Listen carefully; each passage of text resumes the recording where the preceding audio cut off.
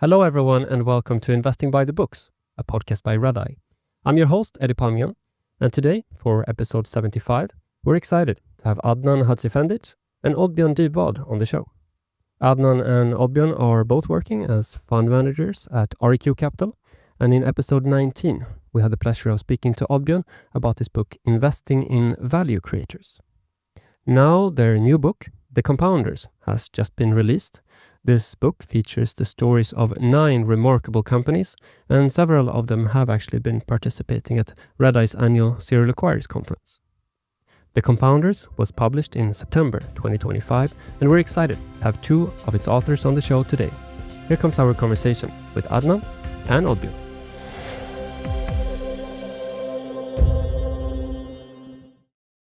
Hi guys, and welcome to Investing by the Books podcast. Thank you so much. Great to have you here in Redeye Studio in Stockholm. Last time you were on the podcast, Oddbjørn, it was early 2022. What has happened since then? Oh, a lot has happened since then. I think we have built a great team, focusing on acquisition-driven compounders. We have launched 2 equity funds. We have been fortunate to get a lot of trust from investors, to investor capital. We have launched a big deep dive going into these acquisition-driven compounders, and now we have launched a book. Spent a few months working on the compounders that we are releasing today. And speaking about hiring a great team, you have one example with you here. Yep. Adnan. So, how did your passion for investing begin? I wish I had one of these great stories of, starting when I was 10 or 11 or something like that, but that wasn't the case. I was actually, when I think about it, it's my surroundings was basically no one talking about stocks or anything close to that. So I grew up in a town called Sandviken, just 2 hours north of Stockholm, a small town. In a large industrial town, so a lot of blue-collar workers. I was a sports guy, but I think accidentally, but my parents worked in that factory, and that's a listed company, Sandvik, and each year they got their bonuses in Sandvik stocks. And I think during some period around 17, 18, I started thinking, because I heard them talking about the shares, I think, appreciating. That sparked some interest, nothing more than that. And then I started scrolling. I mean, for the European audience, I think they're familiar with something called teletext on TV. We scroll all these football scores. Or sports score. I'm a big sports fan. And accidentally, I think I stumbled upon the Stockholm Stock Exchange and started looking at numbers and trying, I think, just connected the dots. So I went to my mom and said, I think I was 17, I want to go to the bank, open an account, and just try it by myself. And my mom didn't know what I was talking about. No one knew. And in that phase, I grabbed one of my best friends, and I said to him, we should attend the AGM of Sandvik, because it was held in our city. And I think that was the start of it. And I basically had no idea. I think the first stock I bought was, if you look at the stock charts or stock lists, I was basically buying what I later figured out was the highest volume stock and not the best stock. But I was 17, and since a lot of that happened since. So great interest and passion for stocks for many, many years. And I mean, studied finance, obviously. I started some young shareholder associations in my city I studied in. I joined the board of something called Aktiespararna Shareholder Association in Sweden, and generally been just very interested in stocks for many, many years. And had the opportunity to stumble upon Oddbjørn a couple of years back. And when I was in another large Swedish bank, I was by myself doing a large study on this space. And that was, I would say, from a passion. I found these companies 7, 8, 10 years ago, and started looking at this interesting. And then we had a lot of hype a couple of years back, and I started thinking that it shouldn't be so easy to create value. So I started digging into what drives really long-term value in this, and ended up in a large study. And I reached out to Oddbjørn, and I think he replied within 30 minutes or something. And I presented my study to him, and it was a perfect match, I think. And here we are today, a couple of years later, sitting and writing a book together. Because today we will speak about your new book, The Compounders. So can you tell us briefly, what is it about? Yeah, I can start. I think, of course, we have read a lot of quality investing books, and over the years, I think we have realized that there is a gap in the book market regarding these business models. So I felt we were the right ones to dive into this and write a book to the public about it. And of course, the book is divided into 9 case studies of 9 exceptional companies that we can talk about later. But generally, we talk about compounding, of course, the compounding formula. These companies reinvesting a lot of capital at high returns for a long time. We dive into what we call the Swedish village. Why do we find a lot of these companies here in Stockholm or in Sweden in general? And then we go into both some very successful Swedish companies and international companies to try and contrast and compare these companies. And it's a lot to learn on both sides of the Atlantic, I think, because we studied some big American companies that have very successfully scaled, and we studied some smaller Swedish companies that are about to scale. So it's been a very fun journey, and here we are today, launching the book. How long have you been writing the book? What should we say? It takes a few months. It's not just Adnan and myself. We also have a very good colleague, Kjetil, and I think we spent a few months in total on the project, and it's a big advantage to be 3 actually writing it, because if you are doing it by yourself, it is quite stressful and it's time consuming. So it's better to. It's been good to be 3, motivating each other to finish the project, and it's great to finish it. Congratulations on that. Do you want to add something about? It's been an incredible journey. I think from when I joined REQ 2 years ago almost, it was an embryo to the book, first version, but it's happened a lot since, and I think. Partly as I think investors, we're getting a lot of insights, but I also think from a group dynamic perspective, it's been really good to actually try to merge 3 kind of. I mean, we share similar values, obviously, because we're in the same group and think alike, but there are also all obvious nuances, right? And trying to merging that into one book, it's been a very good for the team as such. And then I think the dynamic in the team is become much better. Even if it was good, it's even much better today. So this is a project of not just one guy, but it's a team project, and it's been super fun. I got my first gray hair, I think, right in the book, but it's been a fun project. And you mentioned that there are 9 different companies in the book, and if we go into the success factors of these companies, the common denominators, you outline 2 core principles. Which are these? Yeah, I think overall, on a very high level, I think these companies are able to get the best out of both labor and capital. So we talk about 2 principles, and which is high-performing decentralized cultures, and we talk about very strong reinvestment engines. So the first one has to do with, of course, culture and people. So the common denominator among all these companies is that they are numbers driven. They care about numbers, and they care about returns, and they all have a major owner behind them, being a family or very high insider ownership, which is a big advantage since it leaves them, they can take much longer term decisions, and I think they create over time meritocracies, performance cultures where numbers count. On the capital side, they use the toolbox very effectively in terms of using free cash flow to acquire small private companies. That's what these companies have in common. So and the Swedish ones, they pay some dividends as well.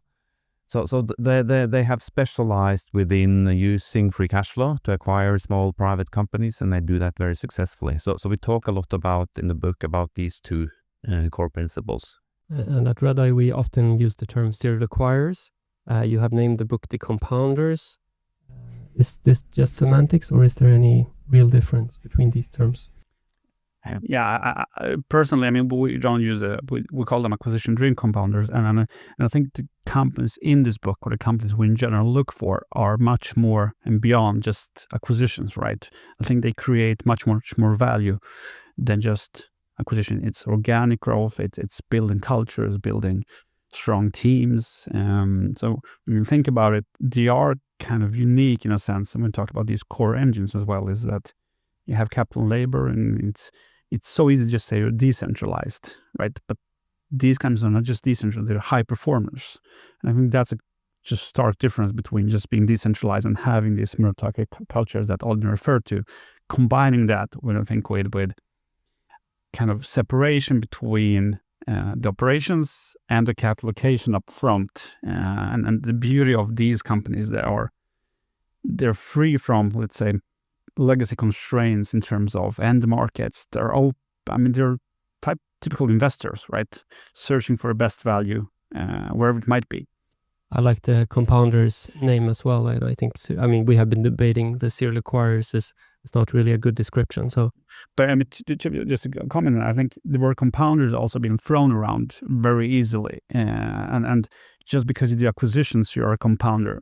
You can be a compounder in different ways.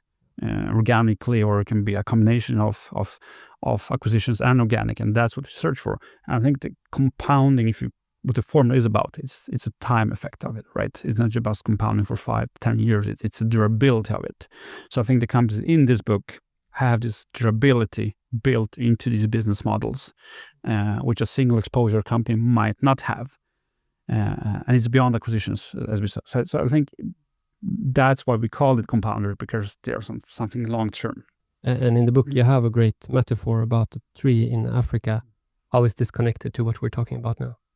Yeah, I always struggle pronouncing that name. But I think it's a special African tree that has so deep roots it can actually split rocks. And if you think about it from a fundamental perspective, what these companies offer is fundamental downside protection. So if you're not exposed to a single industry, a single geography, product, or market where it might be, you're spread across different end markets, diversified. You have a stronger foundation. And for a tree to grow and become tall and not to be fragile, you need to have strong roots. So I think it's a combination of having a strong foundation, which allows the growth to not just be a growth, but also the growth to accelerate and continue for a very long time. So it's a specific tree, but I think it's a great metaphor for what we're looking at. So even if you cut a branch off the tree, you still have so many more branches that can continue to develop and grow. And now I think many of our listeners are curious about these companies that you have profiled in the book. There are 9 of them. You tell their stories. How did you select them?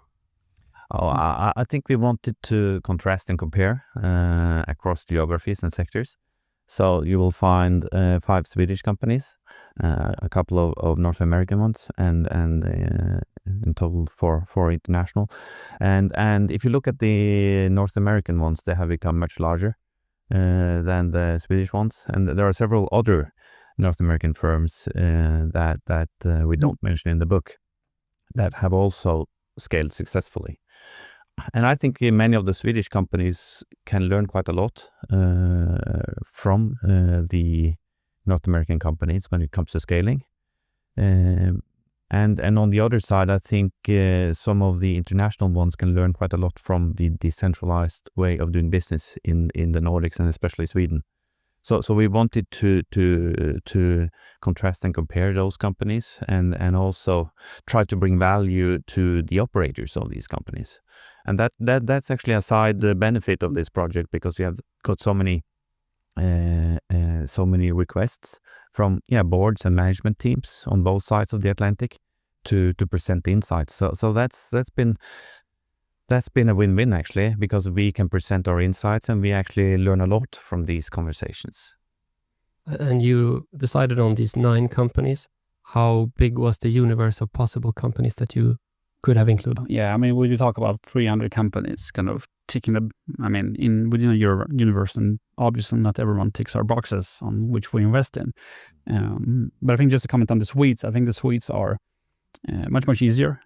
Everyone refers to the big 4 in Sweden. The big 4, which is then Lifco, Lagercrantz, Addtech, and Indutrade, are role models to many of these younger companies we see and smaller companies in Sweden.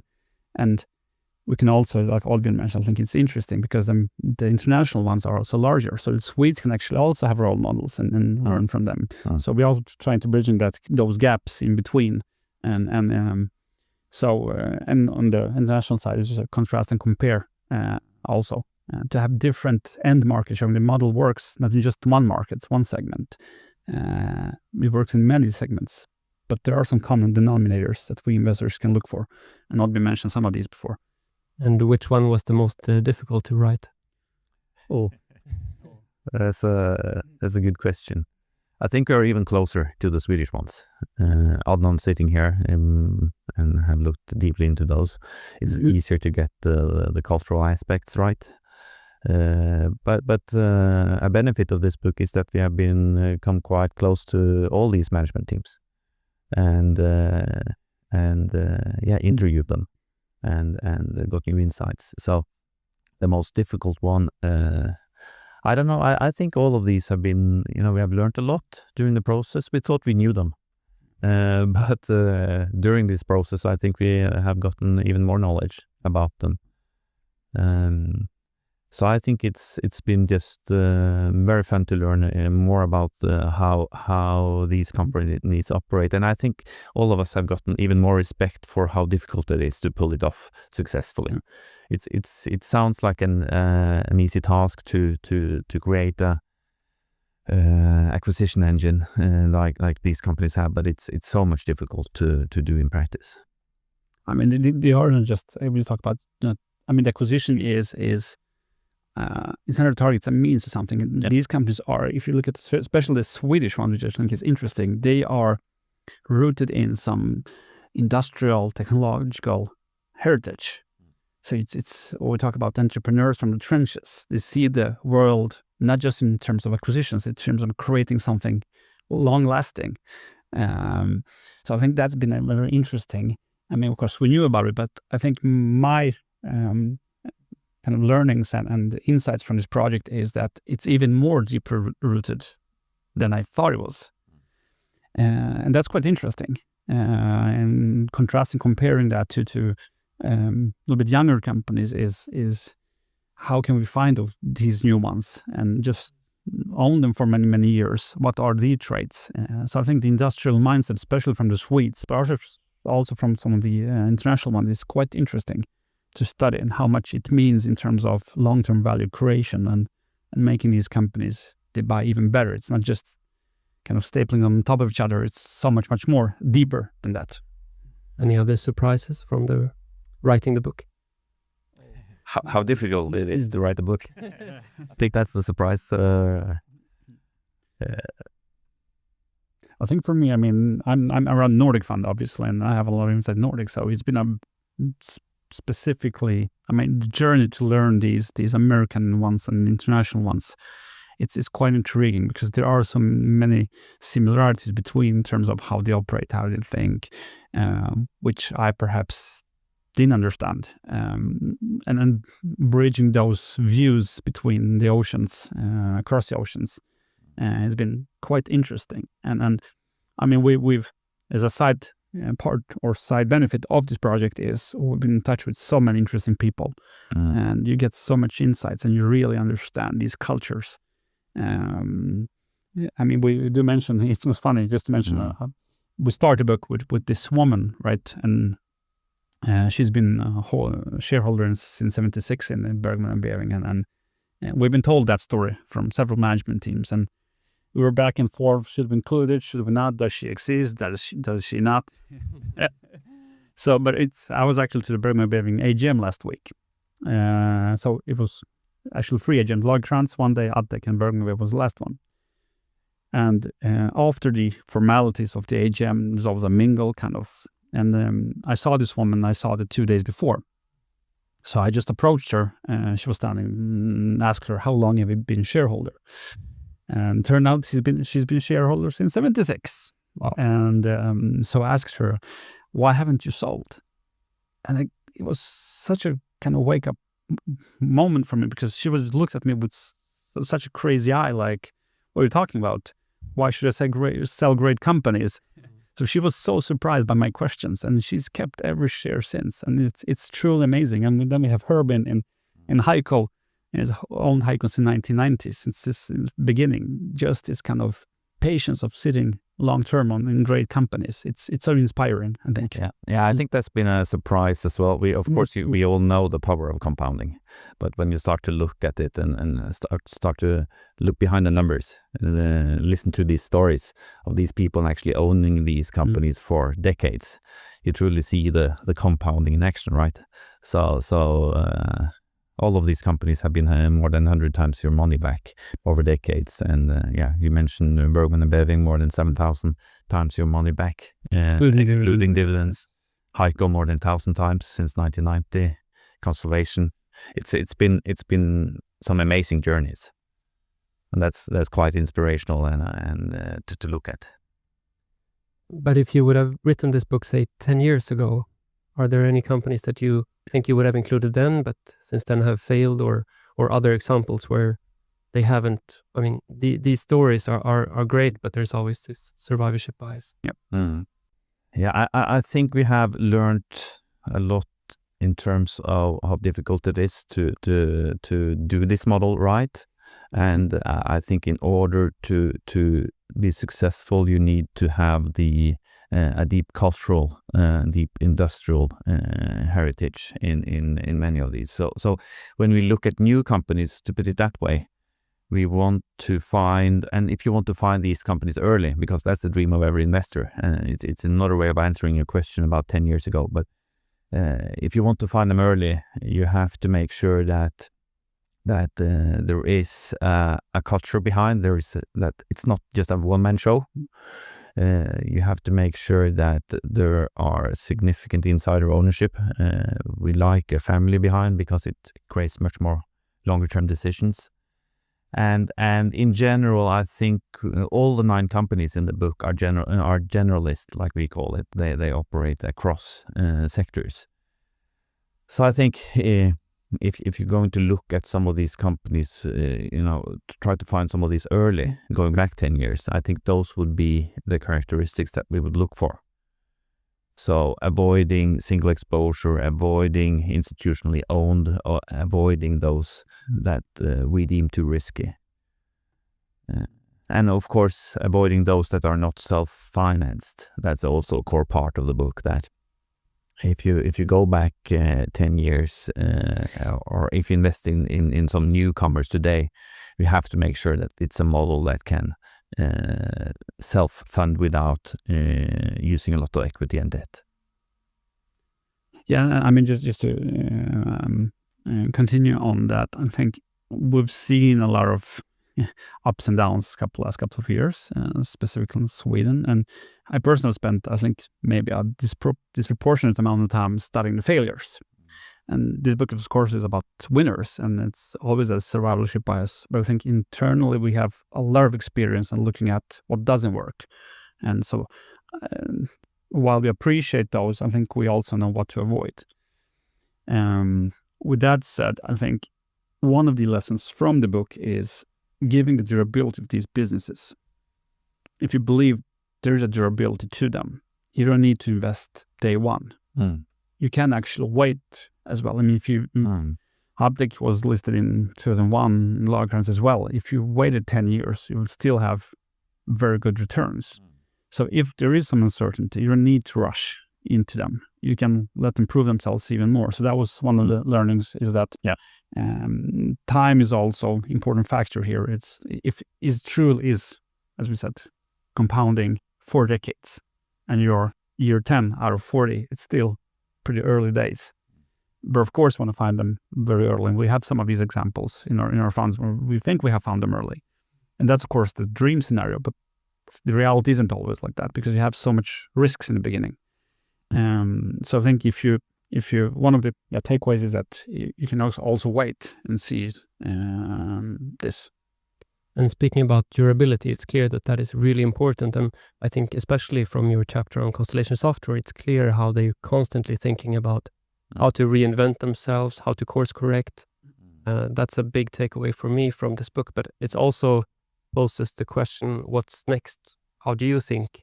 I mean, now many of these companies are going for niche companies. It's product businesses.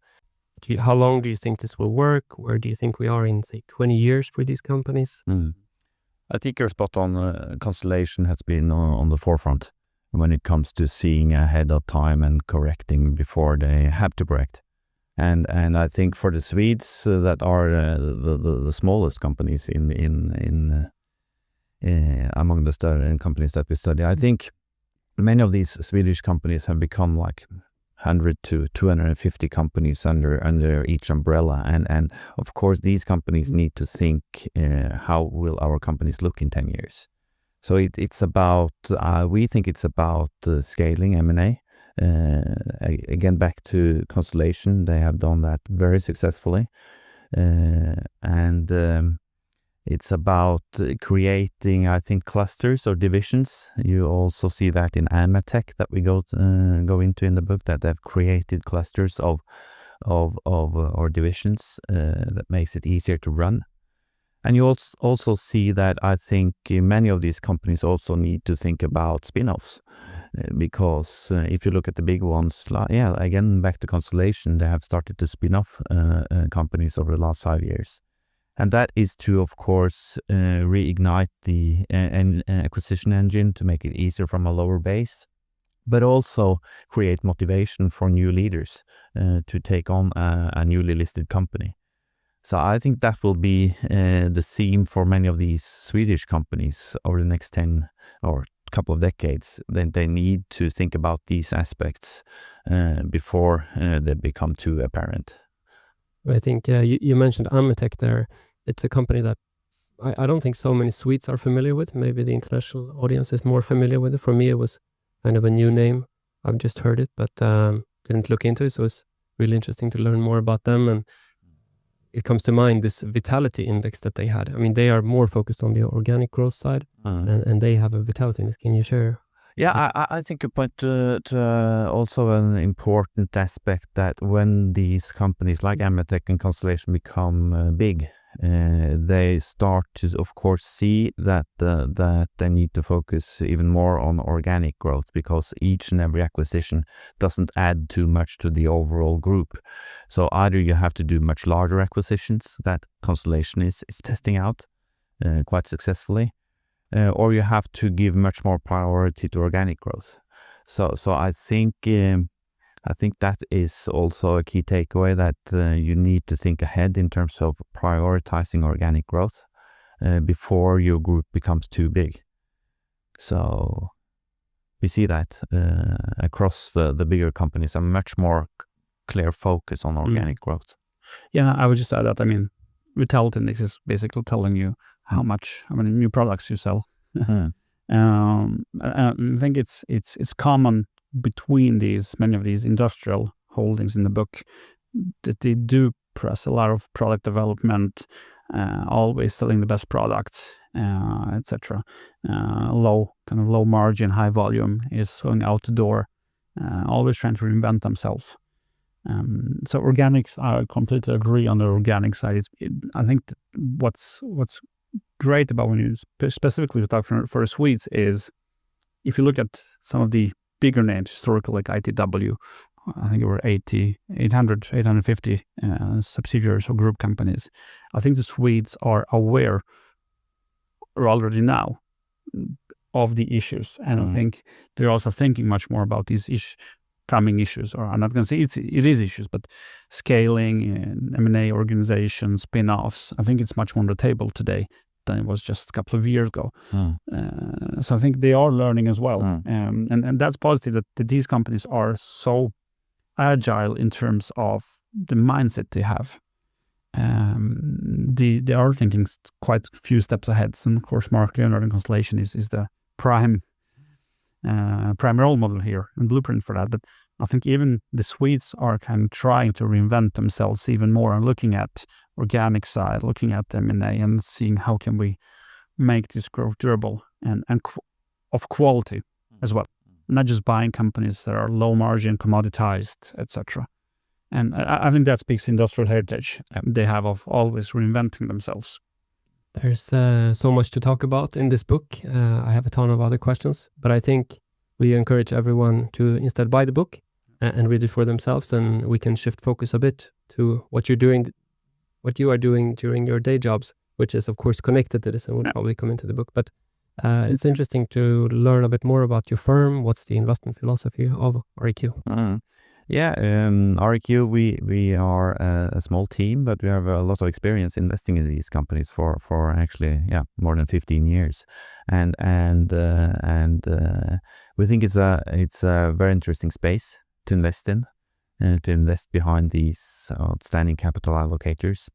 And we think we have a cultural advantage here in the Nordics, in Sweden, because we are very close to these Swedish companies. We can try to find some of these early, back to our discussion, even before they IPO, and that's very motivational to use the knowledge to try and find them early. At the same time, I think we have spent quite a lot of years looking at the international ones, investing in them. And back to contrasting and comparing, we learn a lot from having a global fund as well that can invest in those a bit bigger one that are even more proven. So it's that's what we do. That's our passion, to study these companies and invest behind them. And of course, we are delighted that so many investors are giving us a vote of confidence when it comes to managing their hard-earned capital. And when it comes to these companies, when you look at them, I know corporate governance is really important when you study them. We have had a lot of discussions about this. How would you define corporate governance, and why do you think it's so essential?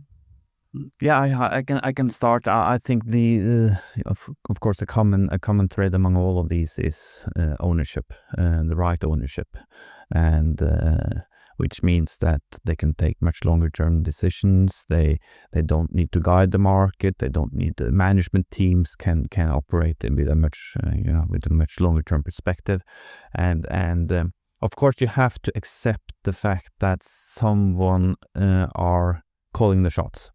That someone controls the votes of these companies, and that goes back to understanding the history of these owners, who you invest behind, because that's crucially important as minority shareholders.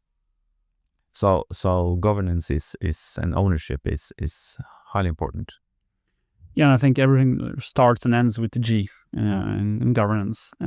All the other aspects are kind of subject of that. But yeah, ownership, I mean, it just tells you a lot of how they operate, how they communicate. And I think these cultural aspects, if you don't talk to people, it's like we have some companies in the book is, no matter if you talk to subsidiary CEO, divisional managers, or the top CEO of the owner, it sounds very much the same, and it just shines through what this governance is pretty solid actually, and we just want to invest behind those people. So everything starts and ends with governance, I think. And you end the book with a chapter on the magical question: what should you pay for exceptional companies? Yeah. Can you give us some hints? Yeah, there's a chapter on that. I think that is the major pushback when the investors look into this space, because these companies trade at pretty high multiples, and we have an example at the end of the book there where we go into an example of what can you pay for a company that can reinvest 80% of its capital at 25% returns for 10 years and still get an 8% annual market return. And I think the answer to that is 121 or something in terms of PE.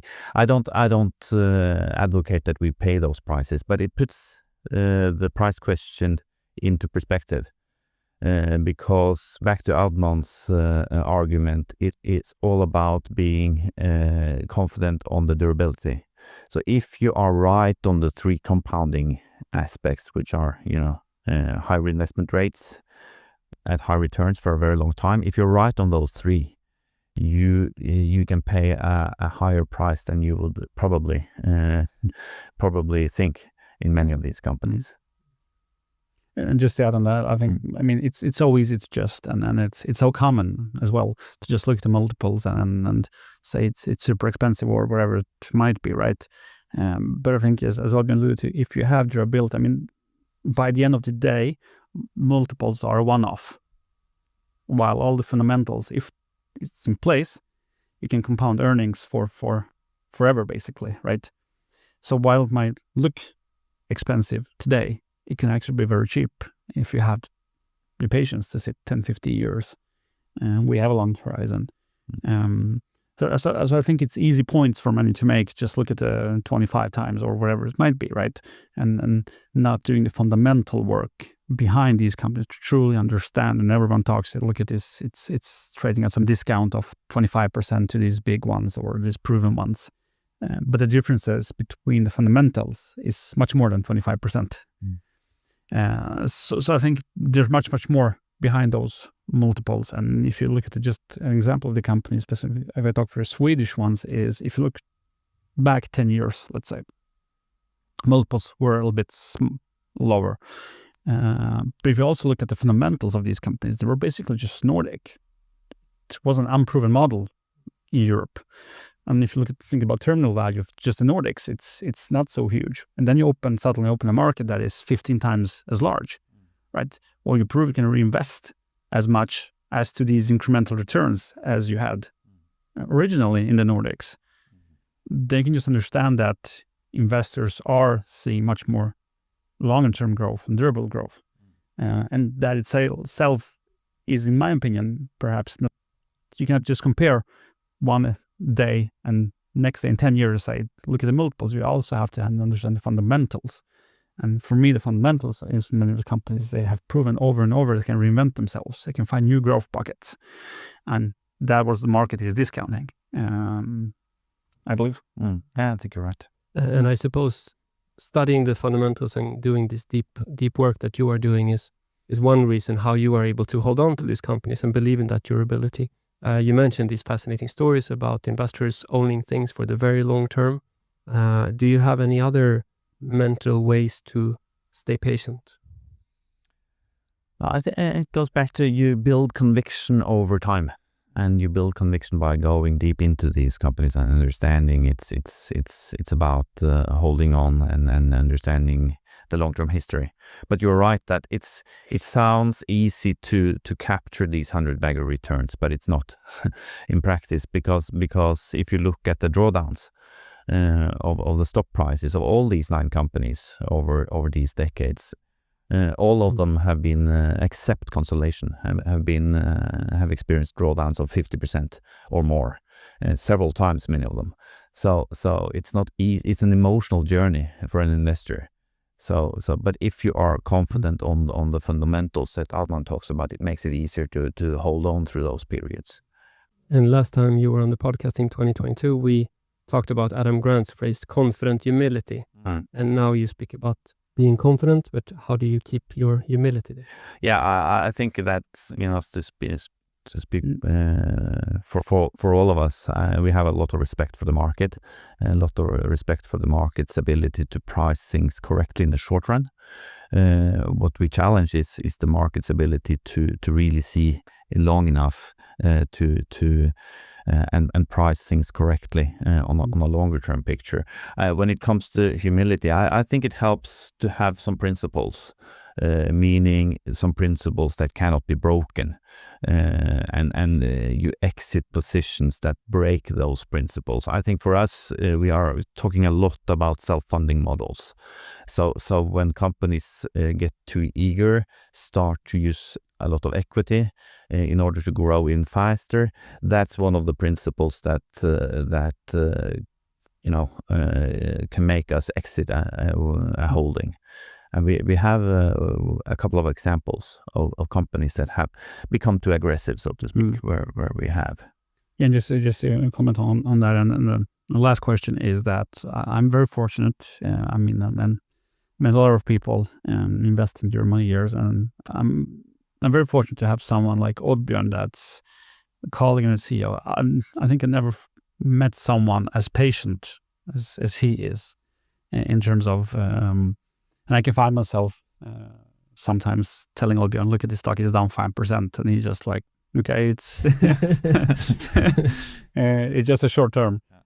So I think that helps us for the team, but we are also different personalities, and Oddbjørn is, I mean, really, truly an inspiration in terms of thinking long term, not just in investing, but every decision we make in the firm. It's nothing too fast. It's very thought through.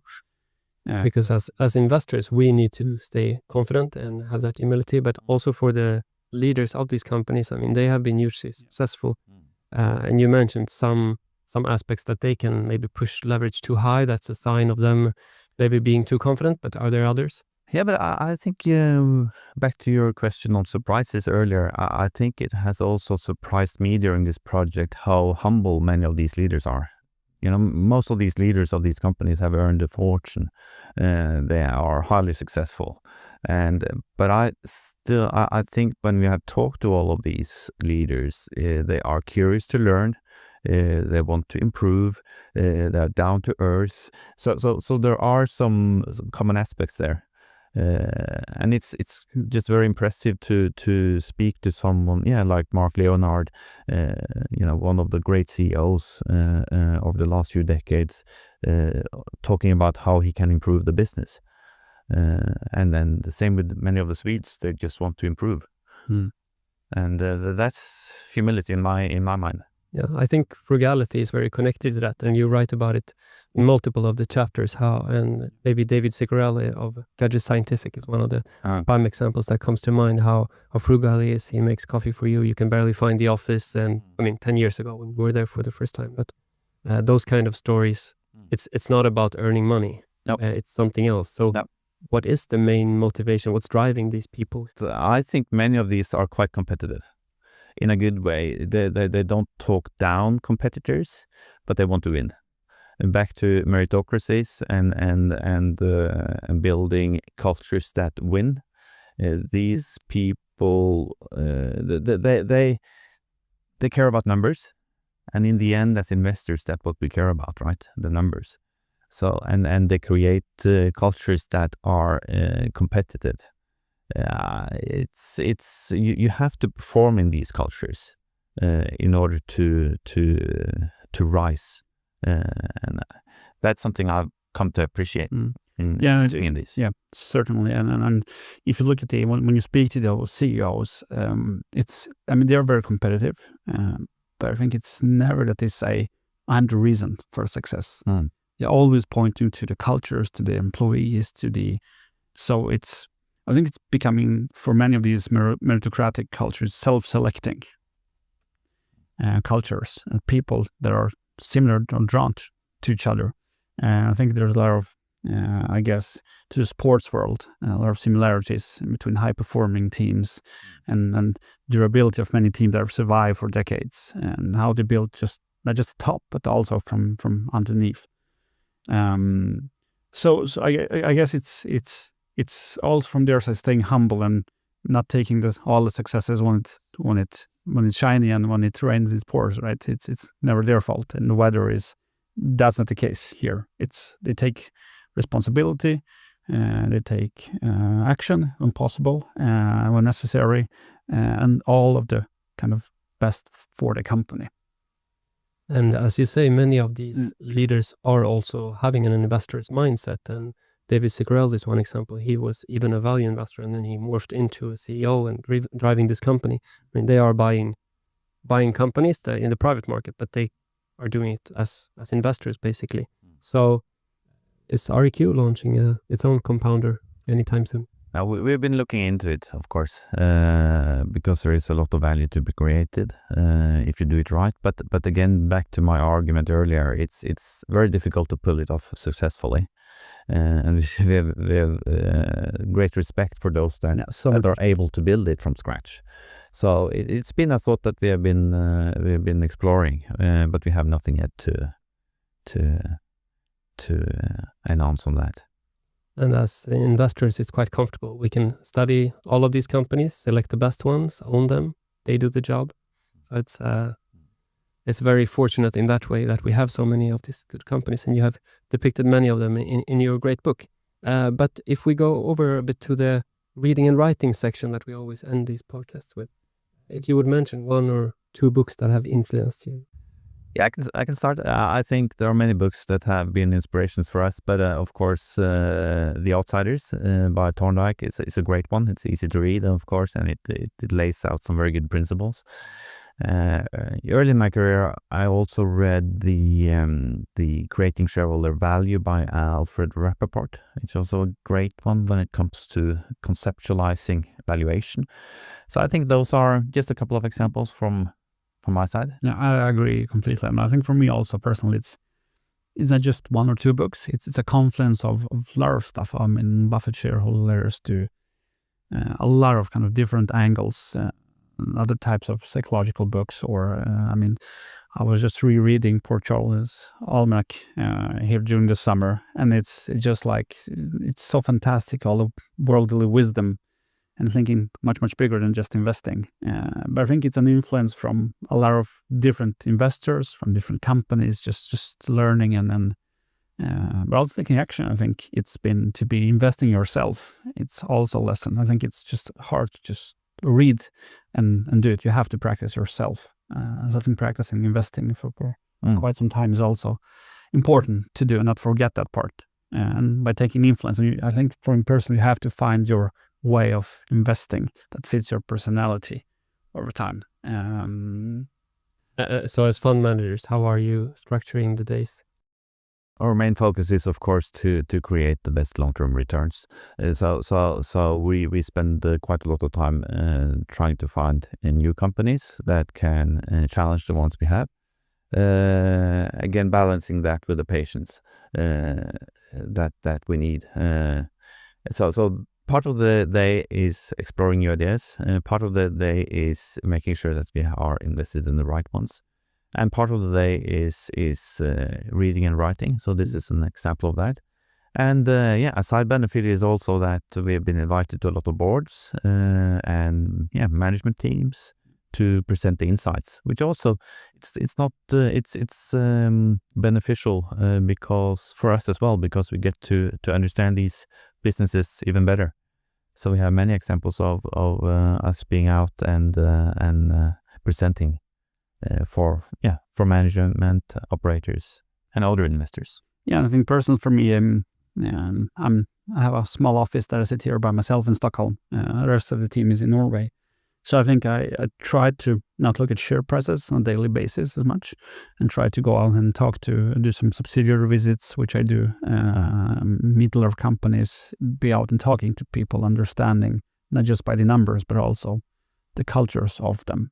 I think it's so easy to get stuck in numbers, but I try to appreciate, like last week I was to all the AGMs of the OGs in the book, and it's interesting that on these mingles, I was the only investor left. So you get, I think I stood with 7-8 people around me, and some of the board members, some of the CEO, some of the people who works in the 80s, and it's just so much more fun to do that than just sit in the office and look at screens. It doesn't give me so much value, but of course we do that as well. You have to find companies as well, but I think it starts with the fundamentals and try to understand truly deeply the companies here. So I mean, not single day is alike. Today we're sitting here, so it's fun. But all of those company visits definitely pays off also with the writing of this book. And it's clear that you have a personal perspective on all the things that you're writing about, which is not always the case in books. I really like that part. So now that this one is out, do you have plans for a new book? No, I think we are. I think we're done for I said to Oddbjørn and Kjetil when we were finished with the book, when are we writing the next one? And they were no. It's been a fun project, but it's been time consuming. It's been so fun. I mean, so much we have learned, so many people we've met along the way. So while it's been hard in some days, and our wives are supporting us and late nights and scratching here and wherever, it's a fun project. And I think when you do something that you truly deeply love and have passion for, it doesn't just feel like work, it feels like a hobby more. I think we are on that journey. Adnan Hadžiefendić and Oddbjørn Dybvad, thank you so much for coming on Investing by the Books podcast to talk about the compounders and REQ Capital. Do you have something more you want to add here before we finish up? No, we just hope that the book inspires, and we hope readers will learn some new insights, and that people like it, basically. Great. And lastly, where can our audience follow you and your work? Yeah, well, of course we have the website. And we are on the usual places like LinkedIn. Perfect. We'll put that in the show notes. Thank you so much for coming. Thank you. Thanks a lot. Thank you for listening to Investing by the Books, a podcast by Redeye. Follow us on Twitter at @IB_Redeye and email us at ib.podcast@redeye.se. To improve, we'd love to hear your feedback, so please rate and review us. Notice that the content in this podcast is not and shall not be construed as investment advice. This information is meant to be informative and for general purposes only. For full disclaimer, visit redeye.se. I'm your host, Eddie Palmian, and until next time, I sincerely wish you the best of luck on your journey through life and investing.